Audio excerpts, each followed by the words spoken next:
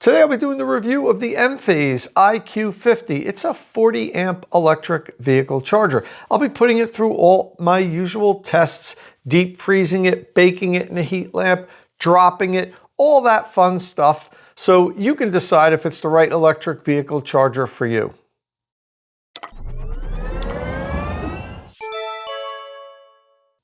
All right, before we jump into the review, let's open up the box and see what comes inside.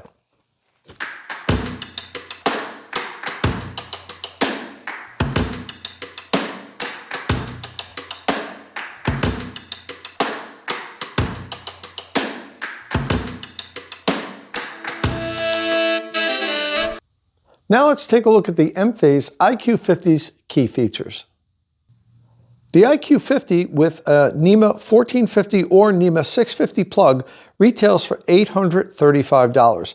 If you order the unit as a hardwired unit and it doesn't have the plug, it's $26 less and it costs $809. The dimensions are 19.7 inches tall, 8.9 inches wide, and 5.3 inches deep. It's a 40 amp charger that will deliver 9.6 kilowatt to your electric vehicle.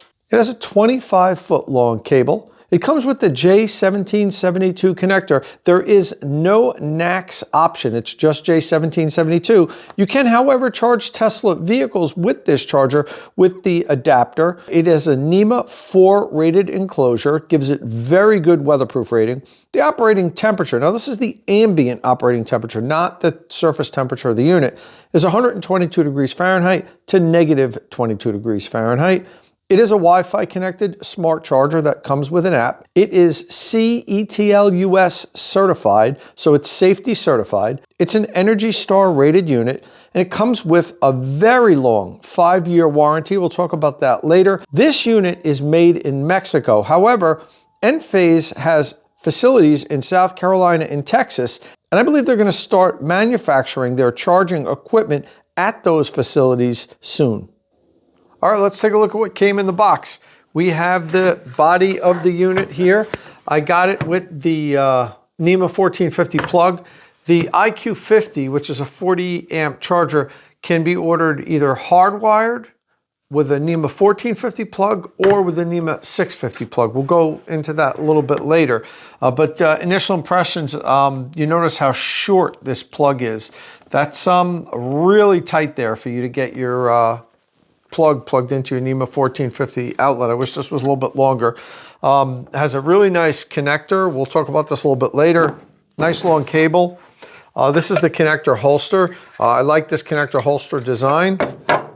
Comes with 2 screws for the connector holster, 2 monster screws for the body of the unit. We'll go over installation next.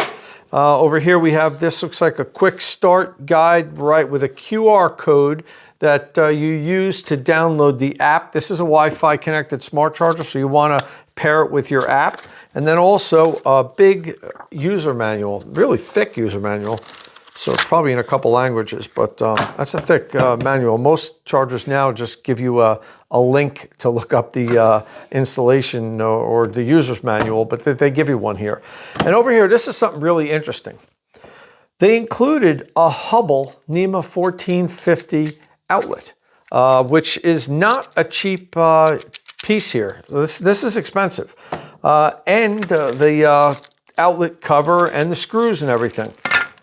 So I contacted Enphase and said, hey, did you just send this to me as a reviewer because you wanted to make sure I had the right equipment? I don't need this, I'm pretty much set up. And they said, no, this gets included with every plug-in unit that they sell, which is surprising to me. That adds considerable cost. When I talked to them a little bit about it, and they had said, look, we know that there's problems with low quality, inferior NEMA 1450 and NEMA 650 outlets. They're melting, people are having problems with them. I've done videos on this, you guys know that. I have a bunch of them here. Let me see if I can find, here's one. This is a Leviton NEMA 1450 outlet. That's just a super low quality outlet. And I've had dozens of followers send me these, just melted. But the funny thing is, you don't see the Hubbles melted. I have once or twice, but it was when they were used with aluminum wires and weren't torqued properly. Anything will have a problem if you don't install it properly. But if you install a Hubble properly, you will not have problems with it. I can't say that about the low quality electrons. Although Electron now is making a specific NEMA 1450 outlet just for EV charging, and it's going to be of higher grade. They should have been doing that all along, but that's another story.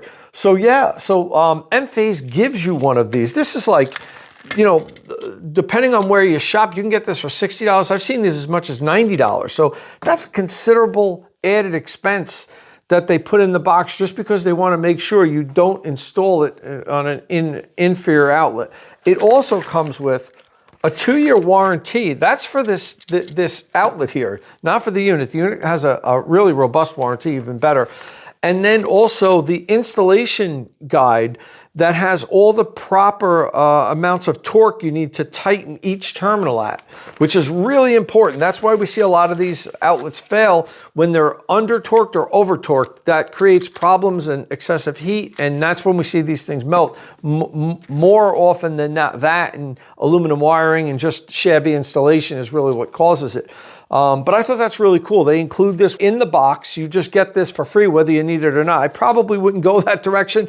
I would maybe ask the customer, because this is adding significant cost to the unit. I like it on one hand, but on another hand, I say, look, a guy like me that has good high quality NEMA 1450 outlets, if I wanted to buy it, that's just adding cost onto my my unit. But that's the direction Enphase went. They went with safety, and they said, yeah, it's going to make the unit cost a little bit more, but that's the direction we want to go in. That's what we feel comfortable doing. Okay, let's next take a look at how to install the unit, both as a plug-in unit, as I have, and also as a hardwired unit. For that, I'm going to need to open the box up. Okay, so let's take a look at how you install the IQ50.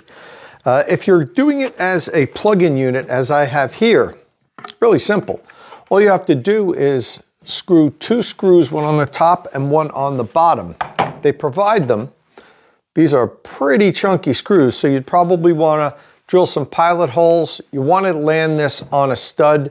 The unit's not extraordinarily heavy, but once you drape the cable around it, you really need to get this thing on a stud. I urge against using, say, drywall anchors unless you have to. You really want to bite into wood. And with these big, thick, beefy screws, it'll secure really well to the wall if you can land it on a stud.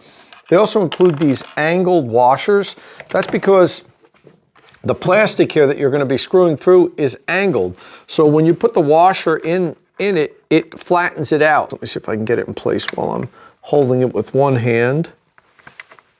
So you might be able to see that it kind of flattens it out. So use these, they're plastic washers, and that way the screw head won't be going into this plastic bracket straight on while the plastic is anchored. You'll probably crack it. So definitely use these. And that's if it's a plug-in unit. And you simply plug it in. It only has a 12-inch plug here, which is really short. So you have to position it by your, you can't really see my NEMA 1450 outlets here. They're down below this cart here. But you have to position the NEMA 1450 outlet in the right place so that your charger is at the right height. That's if it's a plug-in unit. That's simple. Now, you can also order this as a hardwired unit, which personally I prefer you do. I like the hardwired units better. And you're saving $26. It costs $26 less if you get the hardwired version. Now, to hardwire it, you have to remove these 6 screws on the back. So I'm going to take those off right now.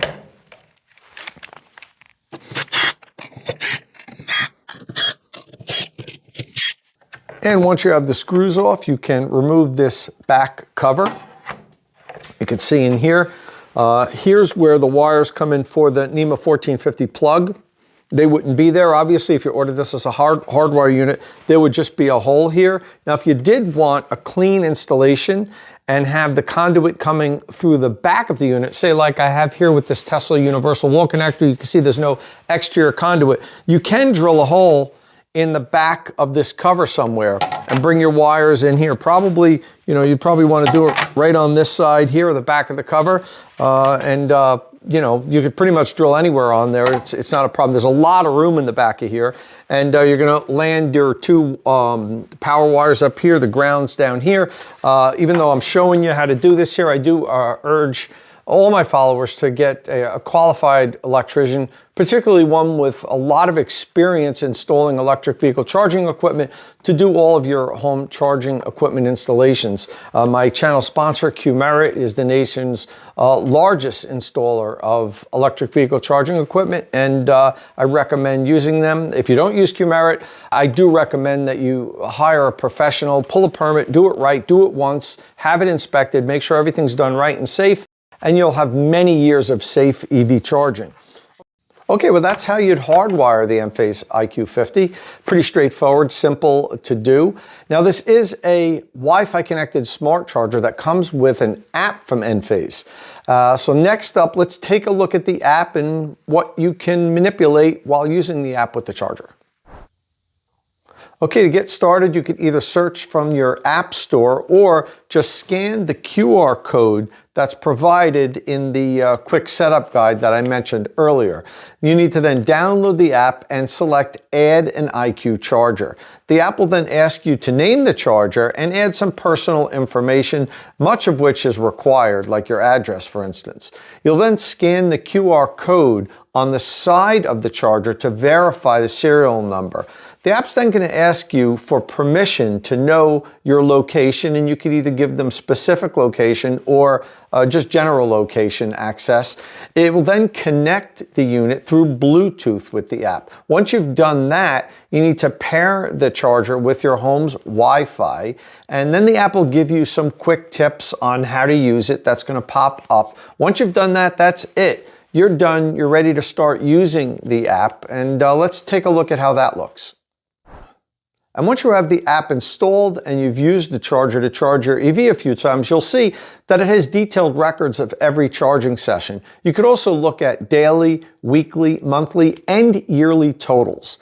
The app lets you set schedules for time of use. Let's say if you have lower electricity rates at different times of the day, you can include all that in there so you know exactly how much you're paying at what time of day and how much money you're saving. And finally, you could also set notifications and decide which events are going to trigger a notification on your smartphone. And the charger has another really unique feature called Storm Guard. When enabled, the Storm Guard feature monitors severe weather alerts issued by the National Weather Service in your area. So you'd have to have your correct address put into the app when it asks you for that. When an alert is issued for your locality, your EV charges to 100% to be prepared for a potential grid outage, which is a good idea. When a storm alert is received, schedules are disabled for your charger, and the EV starts charging immediately if it's plugged in. And when that happens, Storm Alert On is displayed on the status page of the app. Now, after the severe weather alert ends, your EV will return to its previous scheduled settings. Now, it is important to note that this won't override the schedule that you may have set in your car. So if you're using scheduled charging, you should do it through the app rather than in your car, because if there is a storm alert, the car won't allow it to override the schedule it has enabled in the vehicle itself. Next up, it's time for our cold weather testing. I put the charger in this freezer more than 24 hours ago. This is a commercial deep freezer. The temperature in there gets somewhere between -10 degrees and -15 degrees Fahrenheit. So it's really cold. What we're going to do is test for the pliability of the cable. We're going to do a connector drop test, a frozen connector drop on hard concrete floor, and then also the power up test to make sure that the unit powers up even though it's been exposed to extreme cold temperatures. Okay, so first let's open her up and see how cold the unit is in there.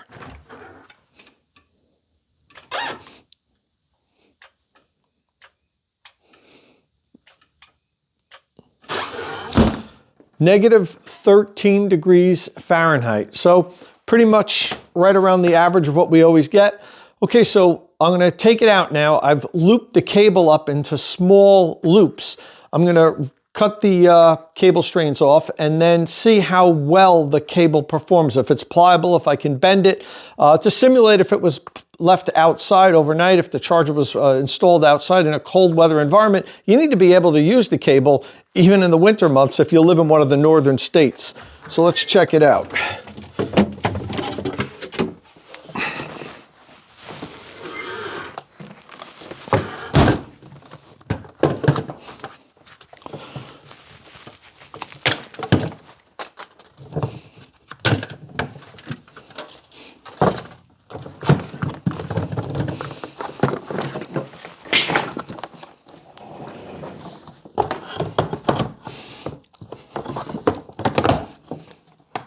See if I get this plugged in. I was able to plug it in even though this is a very short cable. Okay, let's check out the cable deep freeze test. Not too bad. You could hear the cable cracking, but it's actually not bad. Let me see this. It's performing better than the Clipper Creek unit that I tested a few years ago. This cable actually is doing okay. That's good.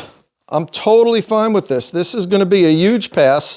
It's actually going to get an extra point because that's very good performance for cold weather. Don't forget, this has been in that freezer for more than 24 hours at negative 13 degrees. And look at this. See this? That's what you want to see. That's a good cable. So that's going to be a pass on the cable deep freeze test. Now let's check out the connector drop test. I expect it to pass because as Enphase notes that this is what they call the ruggedized connector made for like commercial use.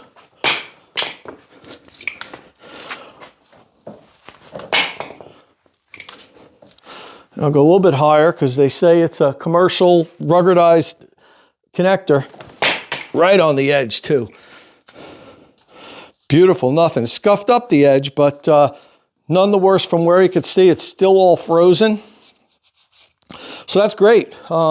Huge pass, so far so good. Now, let's make sure it works in cold weather.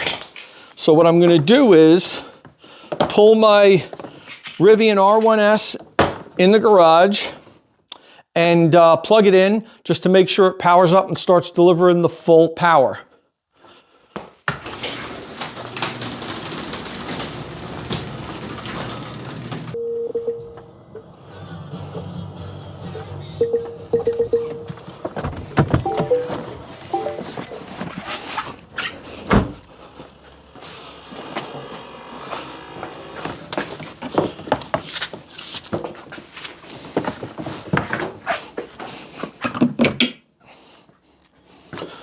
Okay, so we already heard that connector close and charging. So the vehicle is charging. The green light is lit on the unit and it's charging.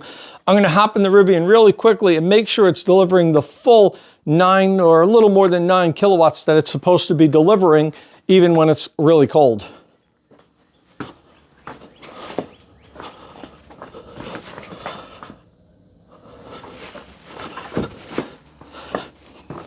And yes, it is. I just took a quick look on the dash and it says it's accepting 9.2 kilowatts. So that's a big pass. The Enphase IQ 50 does really well in the cold weather cable test. It's going to get an extra point for that. Passes the connector drop test and also passed the cold weather power up test. So all cold weather testing is a go. Next up, it's time for the automatic restart test. I have my Rivian R1S plugged in and charging on the Enphase, and what we're going to do is turn the power off to simulate a power interruption, a blackout, a temporary loss of power. And then I'm going to wait about 30 seconds, turn the power back on. I want to make sure that the unit will re-engage the vehicle and continue charging. We found that for some reason, some electric vehicle chargers enter a fault state and they don't re-engage and continue charging the vehicle. What'll happen then is if you're charging overnight and there's some temporary loss of power, could be for 30 seconds. You wake up in the morning and the vehicle isn't charged. So we're going to test with my Rivian R1S to see if the unit will turn back on and re-engage the vehicle and start charging. So I'm going to go downstairs now, turn off the circuit, turn it back on, come back up. We'll see if it's charging again.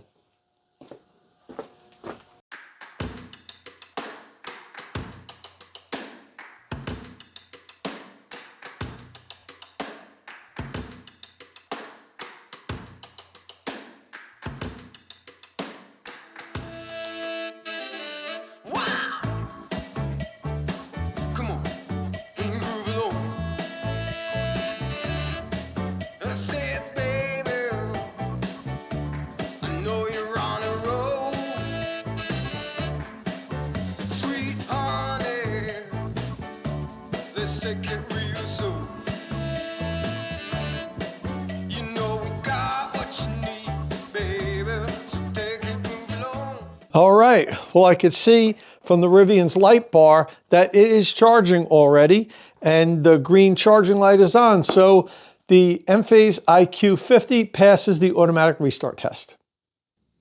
Next up, it's time for our extreme heat test. As you can see, I have a heat lamp baking on the Enphase, and I've had it on for 2 hours now.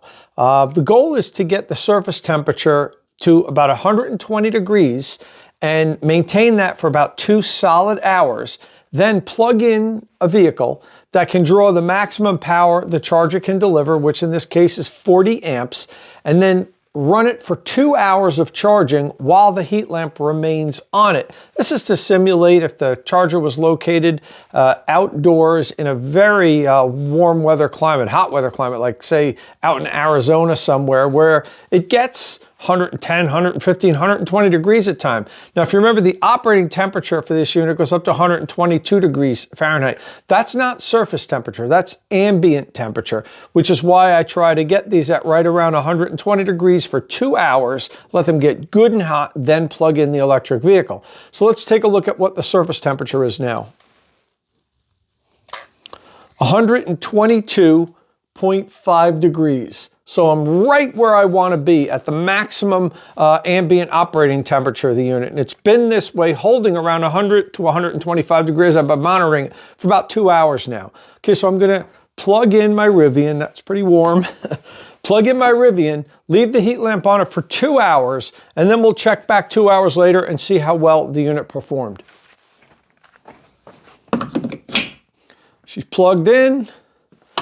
Green light's on. She's charging. See you in 2 hours. Okay, we're back after 2 hours. I've been monitoring the R1S the whole time, and it has indeed been drawing between 9 kilowatts and 9.4 kilowatts the entire 2 hours. So the unit did pass the test 100%. Let's take a look at what the surface temperature is now. It is 174.9 degrees. That's because in combination of the unit keeping the temperature at, say, 120 degrees of heat, it's warming up because the innards are delivering the electricity to the vehicle. Chargers naturally warm up, even at room temperature, without heat baking on them. So it's normal to see the temperatures that high. Although this might be a little bit higher than what I've seen on some of the other chargers. It's still pumping those electrons into the R1S without a problem. It didn't derate, it didn't shut off. So it passes the extreme heat test. Okay, let's talk a little bit about the line of Enphase EV chargers. As I mentioned earlier, this is the IQ 50, which is a 40 amp charger. Enphase also has the IQ 40, which is a 32 amp charger, the IQ 60, which is a 48 amp charger, and the IQ 80, which is a 64 amp charger. Now, Enphase acquired a company called Clipper Creek. Clipper Creek is one of the original electric vehicle charging equipment manufacturers in the US. They were making EV chargers since back in I think 2007, 2008, before there were really any electric vehicles. They were a pioneer in this industry, and they make very high quality equipment. Some of their chargers are still in service for over 10 years in public places. And you know, in public, the chargers get beaten up a lot. So one of the advantages of Clipper Creek products was always that it was very high quality, very durable chargers. And I expect the same from Enphase because it's basically the same units, except Enphase actually made some improvements. Number one, now they're Wi-Fi connected smart chargers. Clipper Creeks were not. They also added a better cable, which we saw with the cable deep freeze test. It performed much better than the Clipper Creek cable did when I did that review. And also, this connector that they use now, this was the optional, they called it the ruggedized connector that Clipper Creek used to offer. It was an option, you had to pay extra for it. Enphase now includes it as the standard connector, and this is a high quality, very durable, very strong connector that feels good in your hand. It's got a really nice grip on it.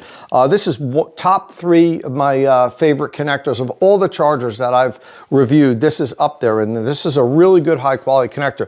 The connector holster is also good. This is the same connector holster that Clipper Creek, I guess, developed and made. What I like about it is when you put the connector in there, you see the whole head of the connector is covered from the elements. So if it's snowing, the top of the connector won't get covered with snow. That happens with other connector holsters. The whole body of the connector gets covered with snow or ice or whatever. This is protected. So this is a good connector holster. The whole cable connector holster is very good on this unit, and it's going to get an extra 2 points on our ChargerRater because of that. But basically, other than that, it's a Clipper Creek unit. And I even brought the equivalent Clipper Creek unit that I have here in the garage up just so you could take a look at it. This was the Clipper Creek HCS 50. So as you can see, it's the same unit. It's just rebranded with an Enphase sticker on the top. And then, as I mentioned, the other improvements.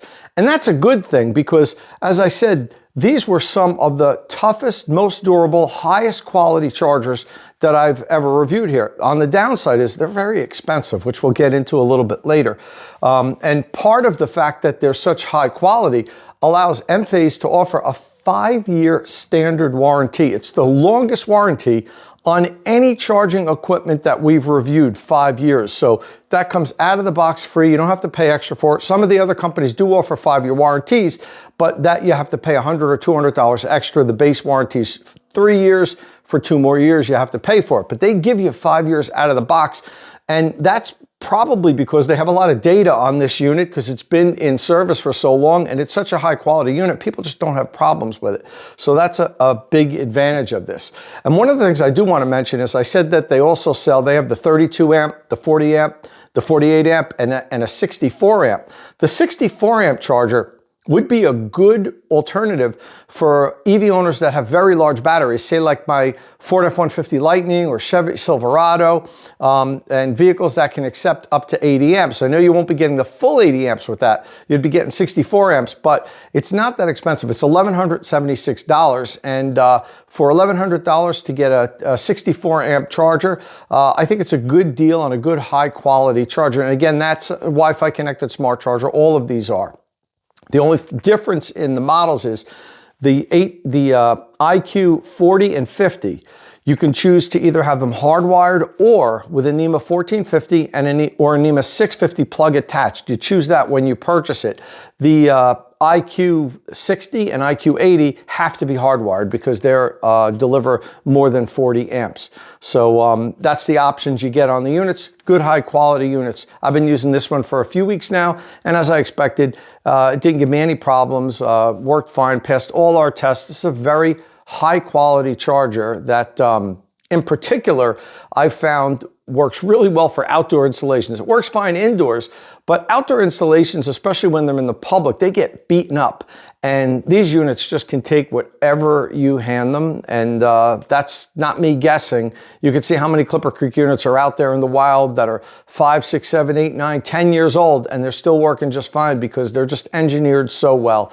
As I said, the downside, for a 40 amp charger to be $835, that's a couple $100 more than its normal competition. So you have to decide if that extra few $100 is worth what you need out of a charger. If it's mounted inside the garage, it's not going to get beaten up all that much.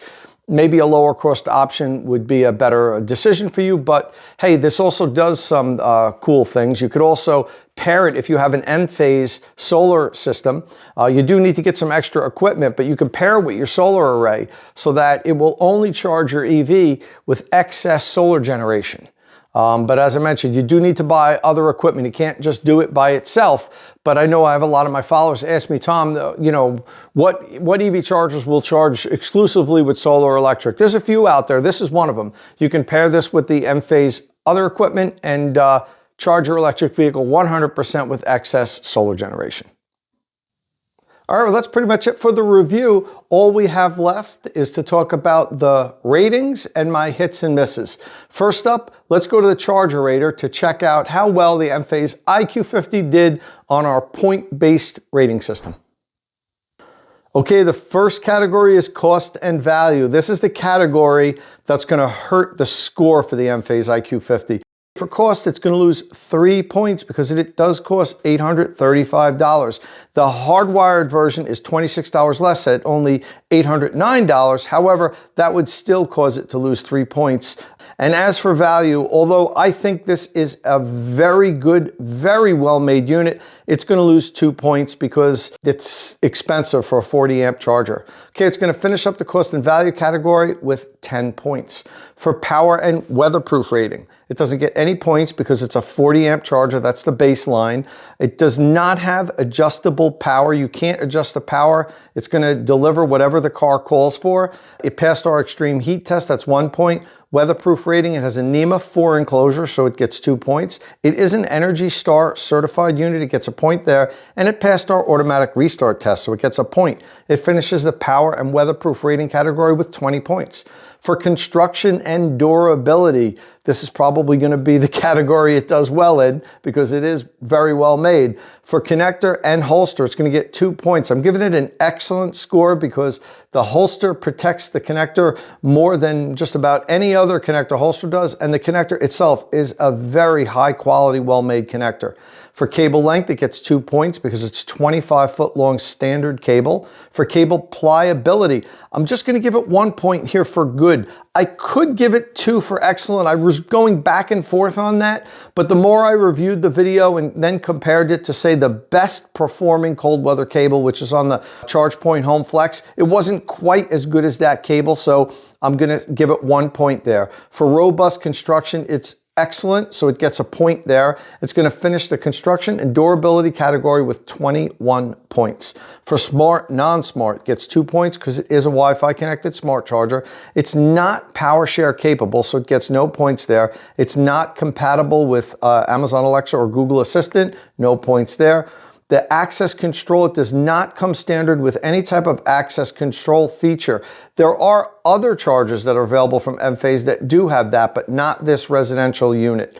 For charging record data, it gets a point there because it keeps extensive data. It is an OCPP compliant unit, so it gets a point there, and it finishes up the smart and non-smart category with 19 points. For safety certified and warranty, it is safety certified, so it doesn't get any points for that. And it's going to score 5 points for the warranty because it comes with a very long 5-year standard warranty. It finishes up the safety certified and warranty category with 20 points.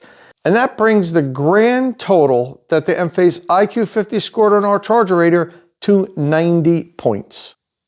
And when we convert that to a 5-star rating, the Enphase IQ50 scored 4.5 stars out of 5 on our ChargerRater. Now, if you watch this channel, you know that I also offered my own personal score, and then I averaged the two for the final score. I'm going to give the IQ50 4.0 stars out of 5. I think it's a good unit, solid unit, particularly if you're going to buy this for an outdoor installation, but the price really hurts my scoring. It's an expensive unit for a 40-amp charger, even though it is very well made. So if we take the 4.0 of my personal score and the 4.5 that the ChargerRater gave it, the final score for the Enphase IQ50 is 4.25 stars out of 5.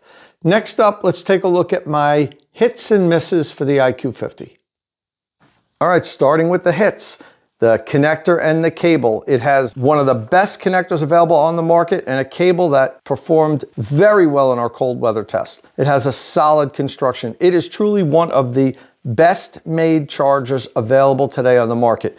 And it backs it up with a 5-year warranty, one of the longest warranties you'll find on any electric vehicle charging equipment. So if you're worried about a charger, being built well and lasting a long time, you have to consider the Enphase unit because, they back it up, and I know it's going to last a long time. That is, if you can afford the extra few $100s. And that brings us to the misses. Let's start right off with price. At $835, it is much more expensive than most other 40-amp electric vehicle chargers on the market today. It lacks some features. It can't power share. There's no standard access control. And you also don't have the ability to lower the output amperage. And I know that's something that not everybody likes to do with their electric vehicle, but I know some people do. It's a lot of my followers, they like to dial down the power sometimes just through the app, and you can't do that with this unit. So that's a miss there. And also there's no J3400 option. Currently, Enphase is only selling these units with the J1772 connector. I know a lot of my followers are asking me, Tom, which units can you buy in either J1772 or J3400, which is the NACS connector? And currently Enphase does not offer it with a J3400, or better known as the NACS connector as standard. And that brings us to the end of our review. I hope this review helped you decide if the Enphase IQ50 is the right electric vehicle charger for you. Listen, if you have any questions or comments, leave them in the comment field below. I'll try to answer whatever I can. And if this is your first time here at State of Charge, shame on you. No, just kidding. If this is your first time here, please hit that subscribe button and ring the notification bell so you don't miss any upcoming electric vehicle news and reviews. And as always, thanks for watching.